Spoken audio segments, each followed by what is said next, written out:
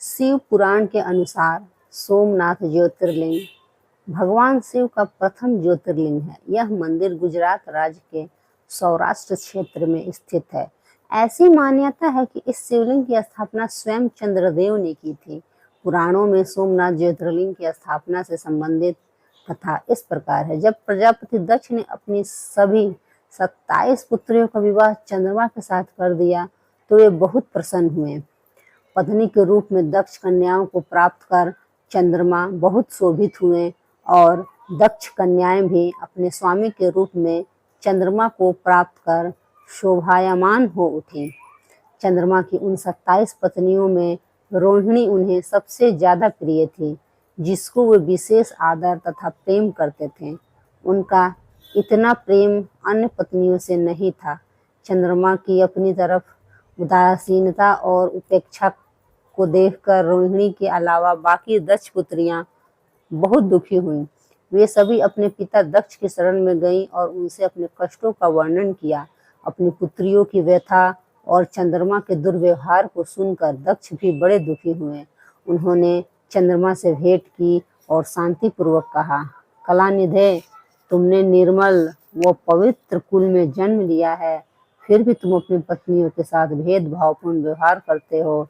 तुम्हारे आश्रय में रहने वाली जितनी भी स्त्रियां हैं, उनके प्रति तुम्हारे मन में प्रेम कम और अधिक ऐसा सौतेला व्यवहार क्यों है?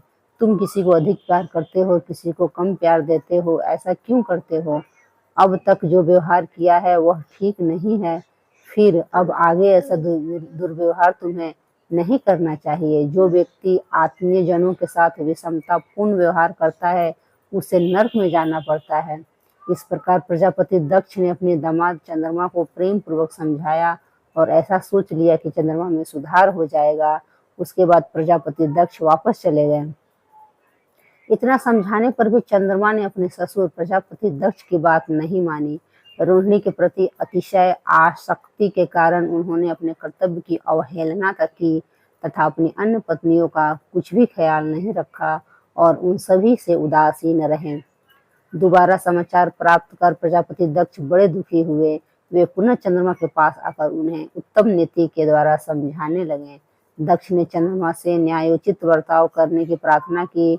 बार बार आग्रह करने पर भी चंद्रमा ने अवहेलना पूर्वक जब दक्ष की बात नहीं मानी तब उन्होंने शाप दे दिया। दक्ष ने कहा कि मेरे आग्रह करने पर भी तुमने मेरी अवज्ञा की है, इसलिए तुम्हें क्षय रोग हो जाए। दक्ष द्वारा शाप देने के साथ ही क्षण भर में चंद्रमा क्षय रोग से ग्रसित हो गए। उनके क्षीण होते ही सर्वत्र हाहाकार मच गया। सभी देवगण तथा ऋषिगण भी चिंतित हो गए। परेशान चंद्रमा ने अपनी अस्वस्थता तथा उनके कारणों की सूचना इंद्र आदि देवताओं तथा ऋषियों को दी। उसके बाद उनकी सहायता के लिए इंद्र आदि देवता तथा वशिष्ठ आदि ऋषिगण ब्रह्मा जी की शरण में गए। ब्रह्मा जी ने उनसे कहा कि जो घटना हो गई है उसे तो भुगतना ही है, क्योंकि दक्ष के निश्चय को पलटा नहीं जा सकता। उसके बाद ब्रह्मा जी ने उन देवताओं को एक उत्तम उपाय बताया। ब्रह्मा जी ने कहा कि चंद्रमा देवताओं के साथ कल्याणकारक शुभ प्रयास क्षेत्र में चले जाए।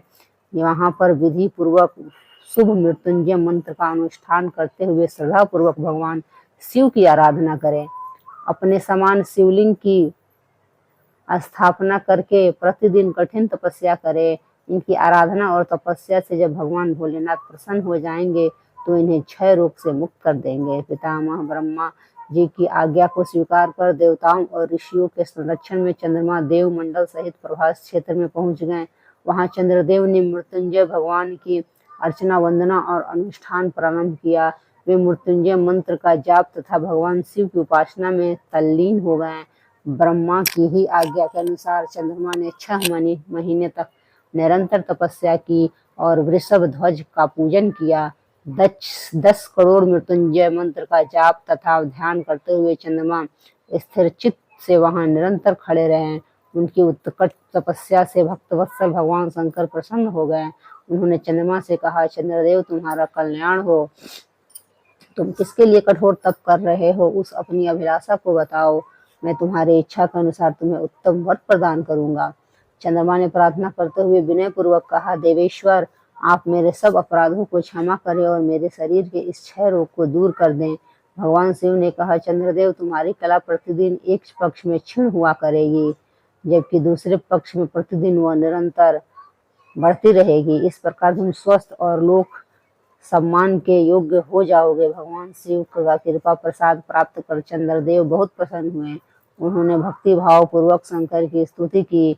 ऐसी स्थिति में निराकार शिव उनकी दृढ़ भक्ति को देखकर साकार लिंग रूप में प्रकट हुए और संसार में सोमनाथ ज्योतिर्लिंग के नाम से प्रसिद्ध हुए। ओम नमः शिवाय। धन्यवाद।